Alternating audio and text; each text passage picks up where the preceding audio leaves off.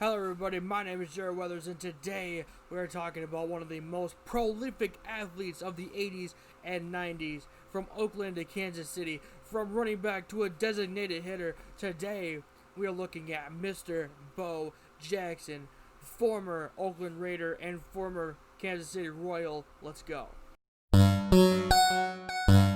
Born Vincent Edward Jackson, he adopted the name Bo after his family nicknamed him Wild Boar Hog when he was a child. He went to school in McCalla, Alabama, a small unincorporated town in Jackson and Tuscaloosa counties. He rushed for 1,175 yards as a running back in his senior year of high school. Bo also hit 20 home runs in 25 games.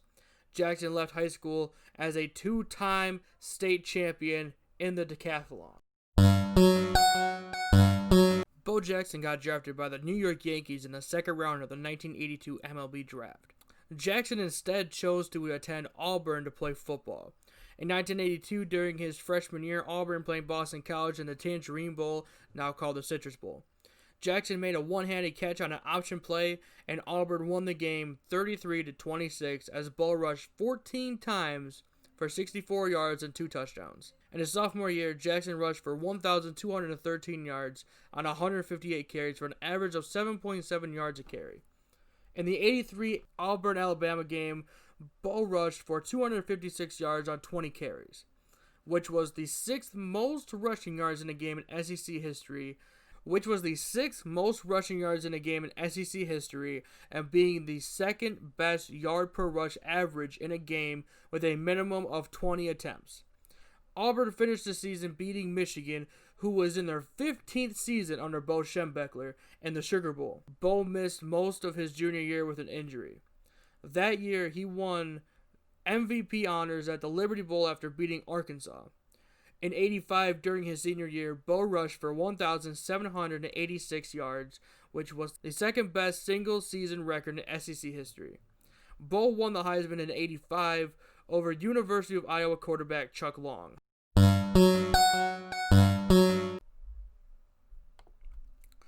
After the Bucks talked about how drafting Jackson would be a waste of a pick, they had selected Bo number 1 overall in the 86 draft. Jackson said that he would never play football for Tampa after the owner had told Bo that he okayed a trip to meet the Buccaneers with the SEC and NCAA. He did not. This trip cost the rest of Jackson's collegiate baseball eligibility.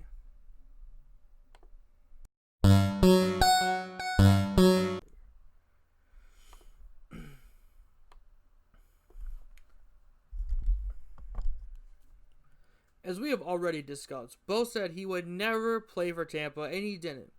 Jackson turned down the Bucks' offer of $7.6 million 5-year deal for a $1.06 million 3-year deal from the Royals. The Bucks forfeited his rights before the 87 draft. In the 87 draft, when Jackson was home sleeping, the Los Angeles Raiders selected him 178th in the 7th round. Bo did not want to play football until he met Al Davis. Davis owned the Raiders and was a huge fan of Bo. Al wanted Jackson to play both baseball and football. He still got basically what the Bucks offered from the Raiders, $7.4 million over 5 years. Jackson was permitted to play a whole baseball season, even if it meant him missing some of the NFL season. During the 87 season, while on the Royals roster, he hit 22 home runs with 53 RBIs and 10 stolen bases. He joined the Raiders in Week 8 that season when they were taking down the New England Patriots. He rushed for 37 yards on 8 carries. Jackson shared the backfield with Marcus Allen, another all-star running back during his career. Jackson's most notable performance came on Monday Night Football against the Seahawks. Jackson rushed for 221 yards and 2 touchdowns, with a third coming from a reception. Bo's 221 yards was a Raiders single-game record and still stands as a Monday Night Football record. In 1988, Jackson ended the baseball season with 25 home runs. Bo ended the football season with 580 rushing yards on 136 attempts. In 1989, Jackson's 171 strikeouts tied him for 10th most strikeouts for a right-handed batter since 1893.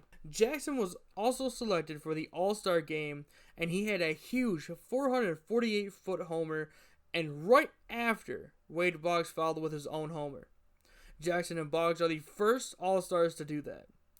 Now, Bo's 1989 football season was his best ever. In 11 games with only 9 starts, Jackson rushed for 950 yards on 173 attempts, which brought his average to 5.5 yards per carry with 4 touchdowns. In 1990, Jackson hit home runs in 4 consecutive trips to the plate, tying a record held by several baseball players. During the football season, Jackson rushed for 698 yards on 125 attempts. This was the only season he was selected for the Pro Bowl. Jackson is the only player to be an MLB All-Star and NFL Pro Bowler. On January 13, 1991, Bo suffered a hip injury and effectively ended his NFL career. The Royals, unwilling to pay Jackson to rehab a football injury, released Bo on March 18th. 16 days after the Royals released Jackson, the Chicago White Sox signed Jackson on a 3-year deal with $700,000 guaranteed. His time with the Sox was the only time he appeared in any postseason appearance. The Sox would lose the 1993 American League Championship Series in 6 games to the Toronto Blue Jays. In 1994, Jackson signed with the California Angels, now known as Los Angeles Angels, with the season being cut short due to the 94-95 baseball strike. Bo Jackson officially retired at the age of 34. Starting in 1989, Jackson started endorsing Nike, and with that came the Bo Knows advertisements. Bo would take up multiple other sports and even making music with blues artist Bo Diddley. In the pro wrestling promotion Chikara, a tag team named the Throwbacks have a finishing move called Bo Jackson. Bo was featured in the Tecmo Bowl video game, which he was famous for being untackleable. Jackson also had his own video game for the original Game Boy system called Bo Jackson's Hit and Run. Bo was also featured as an unlockable player in ESPN NFL Football and was featured in NFL Street 2. Jackson made cameos in 90s shows like Married with Children, Lois and Clark, The New Adventures of Superman, and Diagnosed Murder. Bo's 34 jersey is still sold by the Las Vegas Raiders. I enjoy watching Bo's highlights. I want to put him in my top 5 running backs of all time, but I do like him.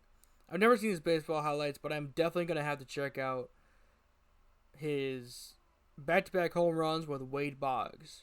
Thank you everybody for watching. This has been really interesting. I've learned a lot about Bo Jackson during this, and I am really excited to keep doing these. I love them. Please keep giving me people. Go ahead and comment down in the comments below and tell me who you want me to talk about next. I do put polls up every single time. I'm asking people, to vote, on my Instagram and Facebook. So go ahead and follow me on Instagram, Jared Brothers YT. Thank you everybody for watching, and have a good time. Night, day, I don't know.